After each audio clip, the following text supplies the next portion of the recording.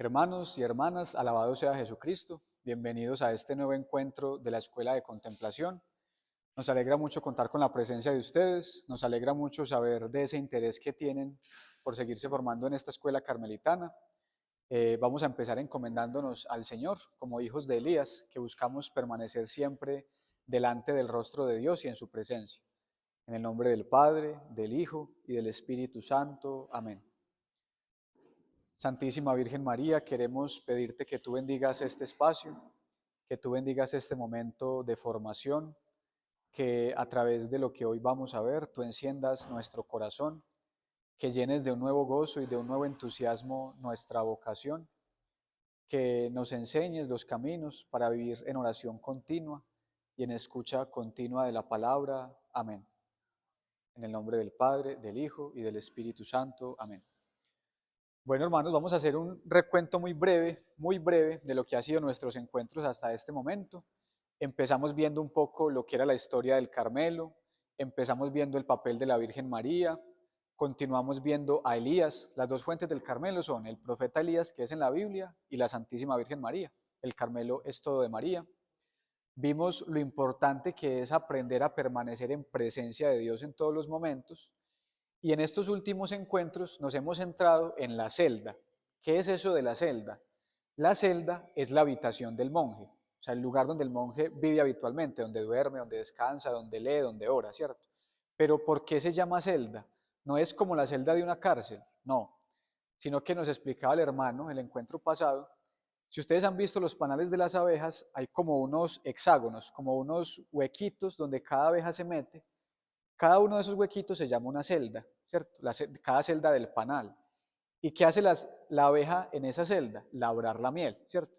Entonces, todo lo que la abejita va cogiendo de las flores, que durante el día ella visita, en la celda ella lo vuelve miel, ¿cierto? Lo vuelve alimento. Entonces, los monjes somos lo mismo. Todo lo que vivimos a lo largo del día, con las personas, en las oraciones, en las lecturas, en la celda lo volvemos como una miel espiritual, ¿cierto? Entonces, por eso es que se llama celda ese lugar donde habitamos los monjes. Pero bueno, sigamos hablando un poquito de la celda. ¿Qué más le podemos sacar a este simbolismo de la celda? La celda, que es ese lugar físico, que entonces ya no es solamente una habitación donde está la cama y donde descansamos, donde dormimos, sino que la celda es como un santuario, ¿cierto? La celda se va volviendo como un oratorio. Imagínense que su habitación se puede volver como un oratorio, o sea, se puede volver como un santuario, ¿cierto? Que ese lugar a usted le hable de Dios, que usted entre a su habitación, a su celda, y que ese lugar le hable de Dios, ¿cierto? Entonces, ese lugar físico, exterior, es símbolo de un lugar interior. ¿De qué lugar interior? Del lugar del corazón, ¿cierto? O sea, nosotros adentro, cada uno tiene una habitación, o sea, cada uno tiene una celda. En ese lugar interior nos habita la presencia del Dios vivo. O sea, nosotros tenemos al Padre, al Hijo y al Espíritu Santo dentro de nosotros, ¿cierto? En nuestro propio corazón, cada uno lo tiene. Entonces, esa es su celda interior. Y la celda de afuera es solamente un símbolo de ese espacio interior donde todo el mundo se puede encontrar con la Santísima Trinidad, ¿cierto? Pero resulta que uno, a pesar de que tiene una habitación interior, puede vivir por fuera de esa habitación. O sea, uno puede estar por fuera de sí mismo, uno puede estar por fuera de su propio corazón, ¿cierto? Eso lo enseña Santa Teresa. Ella tiene una obra donde ella explica toda la vida de oración con base a un castillo, como que nosotros somos un castillo, ¿cierto? Pero cuando uno empieza la vida de oración, uno está como afuera del castillo, o sea, uno está fuera de uno mismo, ¿cierto? El Santo Padre también tiene el mismo símbolo. Él dice que la vida de oración, cuando digo el Santo Padre me refiero a San Juan de la Cruz, ¿cierto? Entonces él dice que la vida de oración es ir pasando cada vez más al más profundo centro. ¿Listo? ¿Es ir pasando al qué? Al más profundo centro. Muy bien. Entonces les voy a contar una pequeña anécdota que no es de un santo carmelitano, sino de San Benito. Ustedes han escuchado seguramente San Benito, han comprado la medalla de San Benito, ¿cierto? Entonces les voy a contar una, es muy interesante porque la vida de este santo la escribió otro santo, la escribió San Gregorio Magno. Entonces miren lo que pasó con San Benito. Él primero vivía solo, él era un monje pero vivía solo en una cueva, ¿cierto? Y en un monasterio se quedaron sin el prior, se quedaron sin el abad. Entonces dijeron, bueno, ¿a quién vamos a escoger para que sea nuestro prior, para que sea nuestro abad? Entonces dijeron, pues a San Benito, ¿cierto? y fueron a la cueva de San Benito y le dijeron, San Benito, sea nuestro prior, que se nos murió, necesitamos quien gobierne la comunidad. Y él les decía, no, yo no quiero ser abad, porque el ritmo de vida que yo llevo, ustedes no lo van a ser capaces de llevar. Entonces va a haber conflicto. Entonces, no, yo no quiero, o sea, consigan a otro. Pero ellos tanto insistieron que convencieron a San Benito. Entonces San Benito se fue para este monasterio y efectivamente, dice el texto, que él empezó a marcar el camino de la perfección. Se empezó a poner las costumbres que estaban torcidas, las empezó a organizar y a poner a esos monjes como a marchar, pues, como según la regla, ¿cierto? Lo que debían hacer. Entonces los monjes, ¿qué creen ustedes que pasó? Se fueron empezando a impacientar, ¿cierto? O sea, este nos vino a mover todo nuestro estilo de vida, no, nos quitó como la comodidad que teníamos, ¿cómo nos vamos a deshacer ya de él? Y empezaron a maquinar cómo envenenar a San Benito, ¿cierto? Cómo matarlo. Y lo que se les ocurrió fue envenenarlo. Y la manera de envenenarlo fue en la bebida del almuerzo, ¿cierto? O sea, en, la bebida, en el vino que tomaban allá en Italia en ese momento, le vamos a echar el veneno ahí en el vino. Entonces, había una costumbre que le presentaban al abad la comida, él la bendecía y luego todos empezaban a comer. Entonces, cuando le presentaron a él la vasija del vino, ¿qué tenía por dentro? Veneno. Entonces él le dio la bendición y dice el texto que cuando él dio la bendición fue como si una pedrada hubiera dado contra la vasija del vino, o sea, como si algo lo hubiera explotado. Y en ese momento él comprendió qué era lo que estaba pasando, o sea, él comprendió que era que lo querían envenenar, ¿cierto? Entonces él supo todo y él pues les reprochó a sus monjes con mansedumbre de que lo querían envenenar, en fin, que él ya les había avisado que para qué se lo habían traído, pero que entonces él ya se iba del monasterio, ¿cierto? Y lo interesante es lo que cuenta San Gregorio, la frase siguiente de qué pasó con San Benito. Dice más o menos textualmente de San Benito. Entonces dice, entonces volvió al lugar de su amada soledad y solo bajo la mirada del celestial espectador habitó consigo. La voy a volver a repetir para que la podamos disfrutar. Entonces volvió al lugar de su amada soledad y solo bajo la mirada del celestial espectador habitó consigo. Habitare secum es la expresión en latín. Entonces, al que San Gregorio le está contando la historia, le pregunta, ¿cómo así que habitó consigo? Pues obviamente, o sea, todos habitamos con nosotros mismos. Es que es posible no vivir con uno mismo. Entonces San Gregorio le dice, sí es posible. Es posible que seamos nosotros y que no estemos en nosotros. Él dice, ¿pero por qué? Explíqueme. Entonces responde San Gregorio, cada vez que una preocupación excesiva o una emoción excesiva nos invade, nos saca de nosotros mismos, ¿cierto? Estamos como afuera de nosotros mismos. Eso fue lo que le pasó al hijo pródigo, que él sale de la casa del padre, pero no solamente se va de la casa del padre, sino que se va de su propio corazón.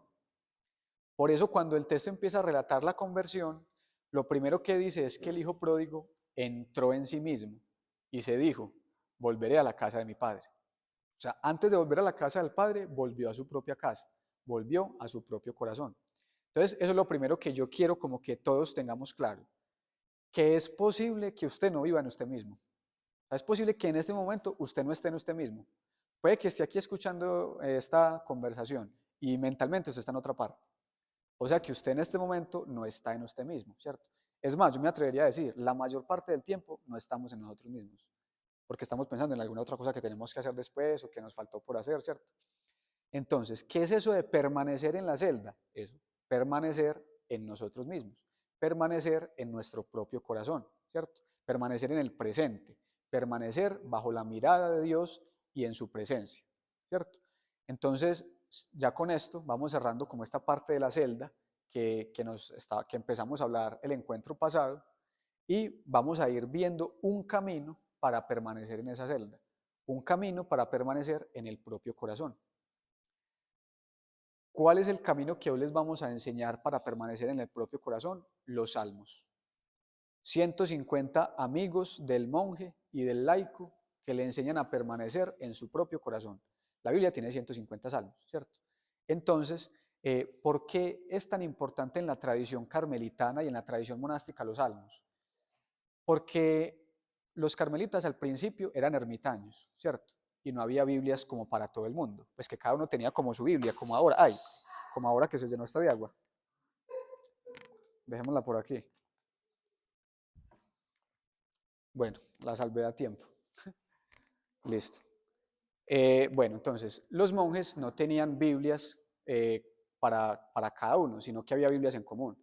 ¿Cuál era el recurso que más a la mano ellos tenían para tener contacto con la palabra de Dios? La memoria. Les tocaba aprenderse los textos, ¿cierto? Y lo primero, de las primeras cosas que se aprendían, tomémonos un poquito antes de regalo toda la otra, de las primeras cosas que ellos se aprendían eran los salmos, ¿cierto? Se los aprendían de memoria para poder tenerlos a mano mientras que trabajaban, mientras que estaban sin qué hacer, mientras que descansaban, o sea, que siempre tuvieran a la mano la Biblia, y lo primero eran los salmos, ¿cierto? Entonces, desde el inicio del Carmelo, estos ermitaños, los salmos eran su oración continua. Pero lo más importante no es que los primeros ermitaños rezaran los salmos. ¿Quién, van a pensar en un momento de silencio, quién creen ustedes que es el personaje que más o que mejor ha orado con los salmos? Pues no van a responder en este momento, bueno, el que quiera. ¿Quién creen ustedes que es la persona que mejor o que más ha orado con los salmos? ¿Qué nombre se les ocurre? Unos dicen que David, ¿quién más? Otros dicen que María, otros dicen que Jesús. Jesús es el perfecto salmista. En Jesús es la persona donde los salmos se cumplen perfectamente. O sea, mejor dicho, cuando el Espíritu Santo inspiró los salmos, él sabía que el verbo iba a rezar con esos salmos, ¿cierto? O sea, que los salmos estaban ya prefigurando al Mesías, ya como una preparación de que cuando él llegara, esos salmos los iba a rezar mucha gente, los iba a rezar David, los profetas, el pueblo de Israel en las fiestas, pero que cuando llegara Jesús a rezar los salmos, en él se iban a cumplir perfectamente esos salmos, ¿cierto? Entonces los salmos son la oración del corazón de Jesús. O sea, los salmos expresan los sentimientos que hay en el corazón de Jesús. Imagínense, Jesús le rezaba al Padre, él siendo el Hijo de Dios, le rezaba al Padre con los salmos, ¿cierto? O sea, sus sentimientos los expresaba valiéndose de los salmos. O sea que los salmos tienen los sentimientos del corazón de Jesús. Por eso nosotros, al rezar los salmos, confiamos en que esa recitación continua vaya formando en nuestro corazón los mismos sentimientos del corazón de Jesús. Había como unos ciclos muy especiales de donde se rezaban los salmos. Al año habían como 3 fiestas en Israel donde todo el mundo debía ir a Jerusalén. Como decir, aquí todo el mundo tiene que ir a Medellín 3 veces al año, o a Bogotá, ¿cierto? A peregrinar, listo, como 3 veces al año. Pero semanalmente todo el mundo se reunía en sinagogas los sábados, ¿cierto? Como aquí que vamos a misa los domingos. Ahí se rezaban los salmos. Pero diariamente cada uno en sus casas rezaba los salmos por la mañana y por la tarde. ¿Por qué por la mañana y por la tarde? Porque a esa hora en Jerusalén se ofrecían los sacrificios. Entonces, como todo el mundo no puede estar en Jerusalén todos los días para hacer los sacrificios, mientras que en el templo están ofreciendo el sacrificio en la mañana y en la tarde, el, el que está en su casa, el que está en su familia, pues reza los salmos, ¿cierto?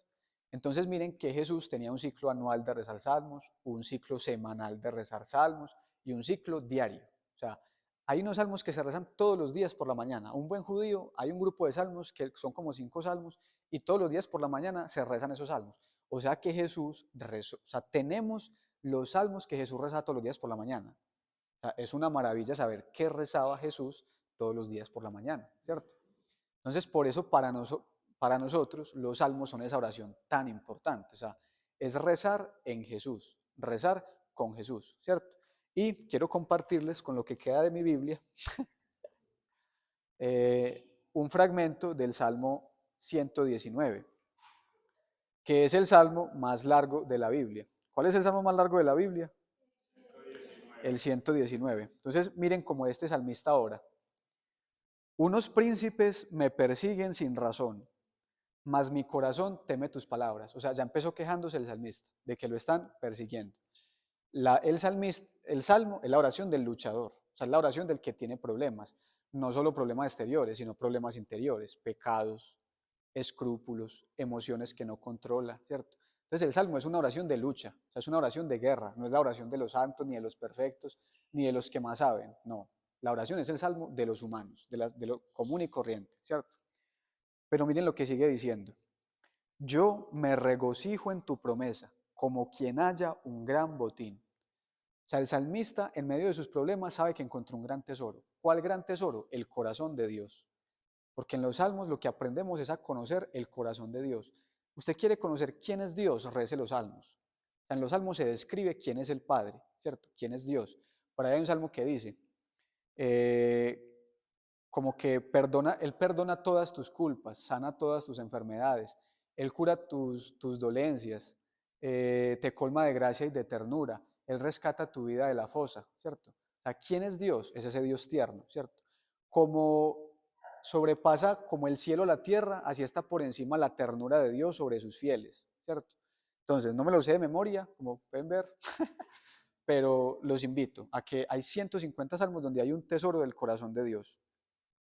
Miren esta frase: 7 veces al día te alabo por la rectitud de tus juicios.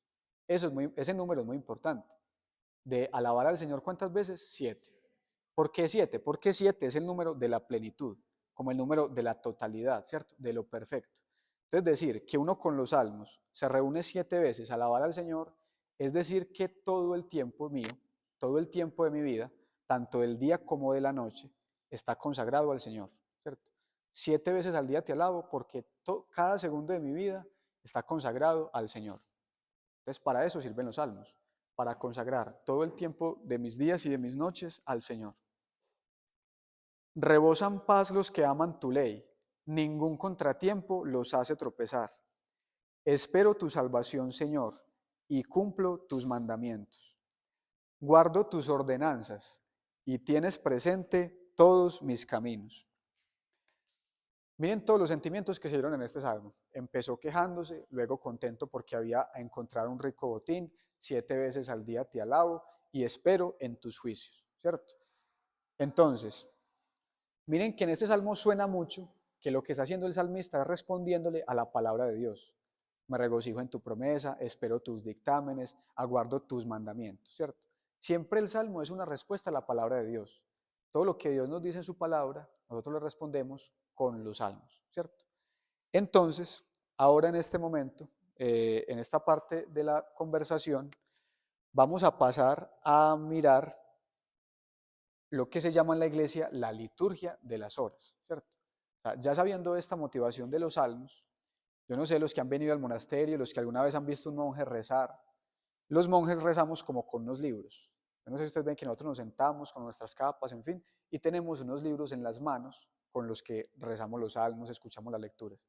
Ese libro, que algunos le llaman liturgia de las horas, otros le llaman breviario, contiene los salmos. Nos lo ha regalado la iglesia para rezar los salmos. Pero eso no es exclusivo de los monjes. O sea, eso es para todos los bautizados. Esa liturgia de las horas es para todos los bautizados. Ustedes también los pueden tener. Si los quieren tener físicamente, maravilloso, ¿cierto? Pero en el celular hay miles de aplicaciones. Hay aplicaciones hasta que se los cantan, ¿cierto? Yo he visto aplicaciones que tienen los salmos incluso cantados, ¿cierto? Entonces ustedes pueden buscar, por ejemplo, en donde están las aplicaciones, donde se descargan Ordo Colombiano, y ahí descargan para que puedan rezar esos salmos que rezan los monjes, ¿cierto? Para que durante todo el día ustedes puedan mantenerse en su corazón, para que puedan rezar los salmos. Esto que vamos a ver ahora es lo que a nosotros en la comunidad nos dan cuando llegamos. O sea, cuando esta clase es la que nos dan a nosotros cuando somos aspirantes, ¿cierto? Entonces es muy bonito como extenderla a ustedes, como que van a recibir una clase de aspirante a monje, ¿cierto? Como que en cierta manera se meten al monasterio por un tiempito a recibir la formación que reciben los monjes. Yo voy a tratar de hacerlo de una manera muy breve y conversando con ustedes para que mantengamos la atención. Lo primero es que ya les he dicho varios nombres, liturgia de las horas, ¿cierto? Pero también hay otro nombre que se le llama a esta oración de los salmos el oficio divino. ¿Por qué se le llama oficio divino? Significa la obra de Dios. O sea, cuando usted está rezando los salmos, es Dios el que está orando, ¿cierto? O sea, Dios está rezando con usted. ¿Cómo va a rezar Dios, cierto? Pues el Hijo reza. O sea, el Hijo le reza al Padre. Y el Hijo es Dios. Por eso cuando usted reza los salmos, Cristo está rezando en usted. Y usted está rezando en Cristo. ¿Listo? Entonces, por eso se le llama la obra de Dios. Es por eso, porque Cristo reza conmigo. Entonces, Cristo fue el primero que oró con los salmos, ¿cierto? Nosotros cuando rezamos, ¿rezamos en quién? En Cristo, ¿cierto? ¿Rezamos en Jesús o en Cristo? Cuando nosotros rezamos, rezamos en Cristo. San Agustín dice algo. Cuando usted esté rezando un salmo, haga de cuenta que en su voz está la voz de Cristo. ¿Listo? Entonces, cuando yo rezo, siempre rezo en Cristo. Pero la iglesia nos dejó a nosotros la misión de rezar. O sea, esa oración, cuando Cristo ascendió al cielo, Él siguió rezando. O sea, Él en este momento, a esta hora, en esta fecha, está delante del Padre intercediendo por nosotros. ¿Qué está haciendo Él en este momento? ¿Qué está haciendo Cristo? En este momento Él está intercediendo por nosotros. Y nosotros nos podemos asociar a esa intercesión.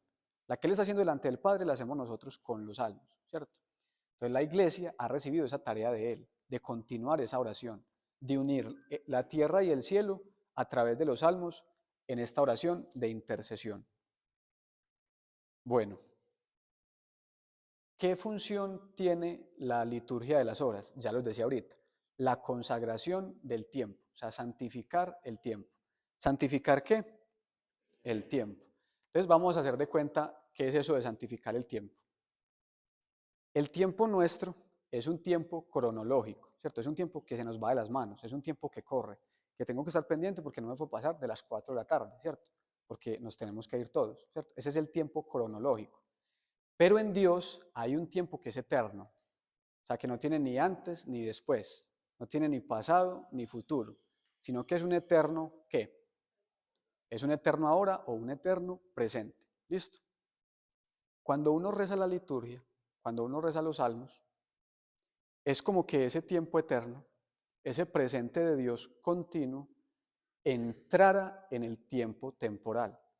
O sea, es que la eternidad irrumpe en el tiempo. O sea, yo puedo permitir que en este momento mi vida tenga algo de eternidad. Yo tener en este momento un momento eterno, ¿cierto? Rezando los salmos, rezando en la liturgia. Y eso sucede en la Eucaristía, ¿cierto? Entonces, eso es lo que hacemos cada vez que rezamos los salmos de manera litúrgica. Le estamos consagrando el tiempo a Dios, es decir, metiendo el tiempo nuestro dentro de la eternidad de Dios, dentro del tiempo que sucede en el cielo. O lo mismo, que lo que es lo mismo, meter la eternidad de Dios en nuestro tiempo, en nuestros minutos, en estos momentos que se nos van pasando. ¿Listo? Entonces, de esa manera, toda nuestra vida, cada segundo de nuestra vida se va volviendo como una ofrenda, o sea, como un culto a Dios a través de la oración, ¿cierto? Eso es lo que significa santificar. Santificar es como separar, ¿cierto? Entonces, de todo el tiempo que yo tengo, yo separo una parte para que Dios acontezca, para que Dios sea el centro, para que Dios tenga toda la disponibilidad de obrar en este momento, ¿cierto? Entonces, esa es la función de la consagración del tiempo. Además de eso, la liturgia de las horas, los salmos, tienen una relación con la Eucaristía. ¿Listo? Van a pensar una cosa. ¿Cuál es hoy? Van a pensar en hoy, lo que hayan vivido hoy hasta esta hora. ¿Cuál ha sido para ustedes el momento más importante de este día? Lo van a pensar en silencio. Y ustedes que están en la transmisión también van a pensar hoy, a la hora que lo estén viendo, ¿cuál ha sido el momento más importante de mi vida? ¿Listo? Van a pensar en un momento de silencio.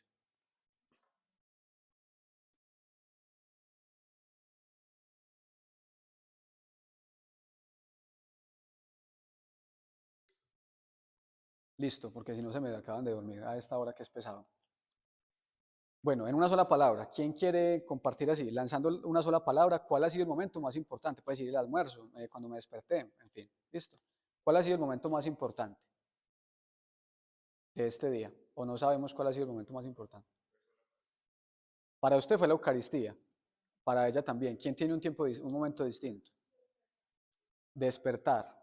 Otro momento que se les ocurra, que usted diga, este es el momento más importante de mi día. Bueno, dejémoslo ahí, entre el despertar y la Eucaristía. Listo. Para un monje y para un cristiano, el momento más importante del día es la Eucaristía, porque ahí es donde Dios acontece más plenamente, ¿cierto? ¿Esto qué tiene que ver con los salmos? ¿Qué tiene que ver esto con la liturgia? La liturgia lo que hace es prolongar la gracia que yo recibo en la Eucaristía, la prolonga a través de los otros momentos del día donde yo rezo los salmos. Nosotros nos reunimos 7 veces al día a rezar los salmos. Entonces lo que está pasando es que estamos trayendo la gracia que recibimos en la Eucaristía, la estamos distribuyendo por todo el día y en la noche, ¿cierto? Entonces, La mejor manera de agradecer la Eucaristía o de continuar los efectos de la Eucaristía es rezar ¿qué? Los salmos o la liturgia de las horas, que es lo mismo, ¿cierto? Sí, para lo que estamos hablando valdría como sinónimo.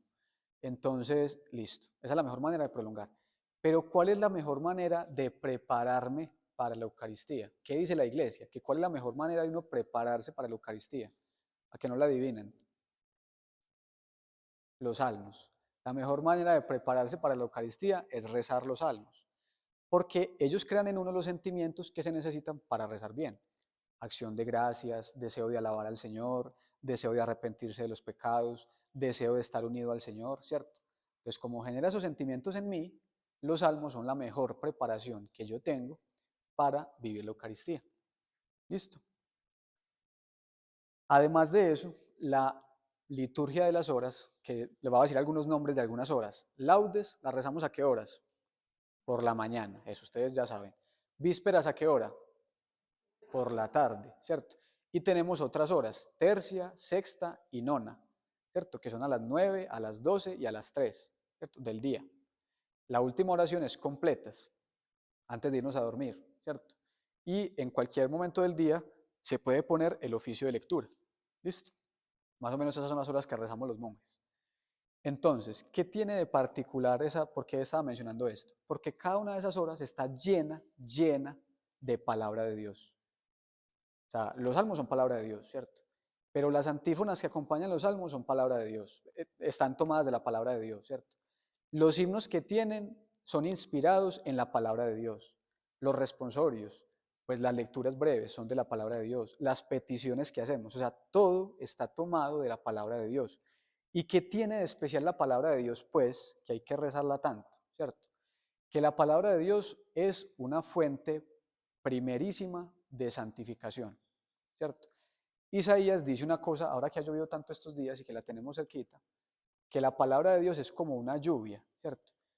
Entonces Isaías dice, poniendo en los labios del Padre, más o menos algo así, como descienden el rocío y la lluvia del cielo, descienden, y no vuelve la lluvia arriba, sino después de empapar la tierra, de fecundarla y de hacerla germinar, para que dé pan al que come y semilla al sembrador, así es mi palabra, que no vuelve a mí vacía, sino que primero hace lo que yo la mandé a hacer, ¿cierto? Entonces miren lo que hace la palabra, empapa, fecunda, hace germinar, me da pan para comer y semilla para sembrar. Eso hace la palabra de Dios. Como la lluvia, o sea, la tierra es mi corazón y la palabra de Dios llega como la lluvia a la tierra a hacer todo esto que les estoy diciendo.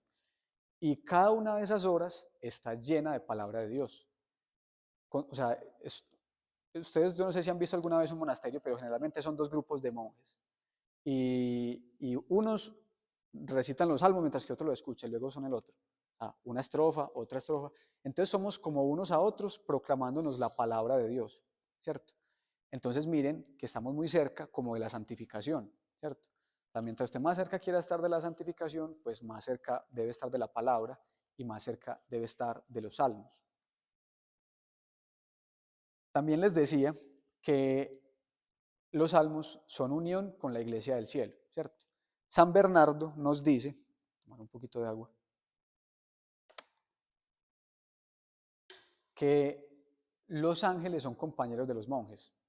O sea, cuando un monje reza concentrado, cuando un monje reza disfrutando el salmo, o cualquier cristiano, los ángeles se complacen en acompañar a ese monje.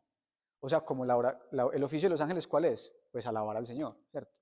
Entonces nosotros cuando rezamos los salmos estamos haciendo el oficio de los ángeles. Entonces los ángeles, cada uno tiene su ángel de la guarda, esto es doctrina de la iglesia, ¿cierto? Esto lo cree la iglesia. Entonces como que los ángeles como que se alegran de que nosotros recemos los salmos, como que nos parecemos a ellos en ese momento. Entonces a ellos les gusta como ayudarnos a hacer lo que ellos son expertos en hacer, ¿cierto? Es muy bonito sentir también esa presencia de ellos. Además de eso, que ya estoy terminando, los salmos son una oración, sí, son un ejercicio personal, ¿cierto? De espiritualidad para mí, porque yo soy el que estoy rezando. Pero los salmos incluyen a toda la iglesia. Así usted está rezando solo. O sea, así usted está en su habitación, en su celda, por ahí en un rinconcito, y usted está rezando solo los salmos. Como dijimos que cuando uno reza los salmos, ¿los reza en quién? En Cristo. todos después del bautismo estamos en Cristo, ¿cierto? Entonces, cada que Cristo ora, ora en nombre de todos. O cada que yo oro en Cristo, oro en nombre de todos, ¿cierto? Es que mejor dicho, les voy a decir de esta manera. En la iglesia, ¿cuántas oraciones existen? ¡Qué montón!, ¿cierto? En la iglesia solamente existe una oración. No, la única oración que existe es la que les dije ahorita que el Hijo en este momento la está ofreciendo al Padre. Esa es la única oración que existe. O sea, todo lo que usted rece, todo lo demás que usted rece, las piedades que usted tenga, la liturgia, en fin, lo único que está haciendo es uniéndose a esa oración continua que el Hijo le está haciendo al Padre, ¿cierto? Entonces, a mí siempre me gusta poner este ejemplo. Imagínense que el Padre está aquí sentado, ¿cierto? Y que yo soy el Hijo, ¿cierto? Entonces el Hijo está aquí continuamente intercediendo delante del Padre por toda la humanidad, por toda la iglesia. Esa es la única oración que no se interrumpe, ¿cierto? Entonces, cuando el monje o el cristiano reza los salmos o está en la liturgia, lo que hace es ponerse aquí en el lugar de Cristo, delante del Padre por toda la humanidad, aunque esté rezando solo, aunque sea un ermitaño, aunque no haya nadie más escuchándolo, eso es lo que está sucediendo. Entonces es muy grande la misión que tenemos como monjes y como cristianos. O sea, imagínese, usted con su oración está ayudando a salvar gente que usted ni conoce. ¿Listo? Que eso es lo que hacemos nosotros aquí. O sea, nosotros ya estábamos rezando por ustedes antes de que ustedes llegaran, o por los que están viendo la transmisión, ¿cierto? Porque tenemos esta misión de continuar la oración de Cristo. Listo. Lo último, con lo que vamos a terminar esta sesión por el momento, es que cada momento del día tiene un sentido para rezar, ¿cierto? Como que tiene un simbolismo. Entonces, por la mañana, el sentido de orar los salmos es resucitar. Cristo en la resurrección. Por la mañana resucitó Cristo. Entonces, cuando yo oro los salmos por la mañana, me uno a la resurrección de Cristo. Yo vuelvo a resucitar también. Esa gracia de la resurrección, yo la puedo vivir en ese momento, ¿cierto? A las 9 de la mañana, que rezamos tercia, a esa hora vino el Espíritu Santo. Nació la iglesia y empezó la obra de la evangelización. Entonces, cuando yo rezo tercia, me estoy poniendo al tiro del Espíritu Santo, ¿cierto? Y estoy rezando por todos los que a esa hora están saliendo a misionar, a evangelizar, a los grupos pastorales, ¿cierto? A las 9 de la mañana. De 12 a 3 de la tarde son las horas más difíciles, ¿cierto? Para uno rezar. Se siente un sueño parecido al que se siente aquí en este momento, ¿cierto? Entonces, a las 12 del día crucificaron a Cristo, ¿cierto? Y a las 3 de la tarde murió. O sea, él duró 3 horas para morir. A esas horas nos unimos a la pasión de Cristo, desde el momento en que es crucificado hasta la hora en que muere. Miren que a las 3 de la tarde, ¿qué se reza de la piedad popular? La coronilla de la misericordia. Entonces, miren cómo la iglesia pone las cosas como que le concuerdan, ¿cierto?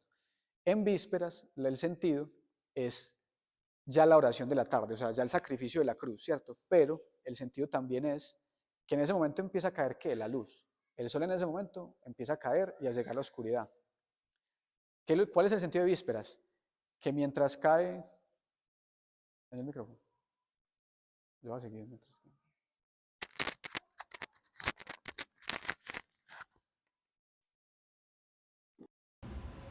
Bueno, tuvimos aquí un pequeño detalle técnico, sí. Pero entonces en vísperas cae la luz del día, empieza la oscuridad y nosotros en vísperas celebramos que hay una luz que nunca se apaga, la luz indeficiente, que es Cristo.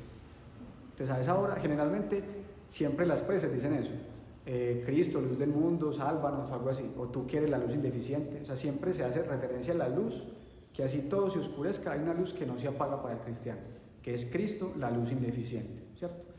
Luego de las últimas oraciones, es completas, mejor dicho, la última. Con esa oración se completa el día y es la que rezamos antes de irnos a dormir.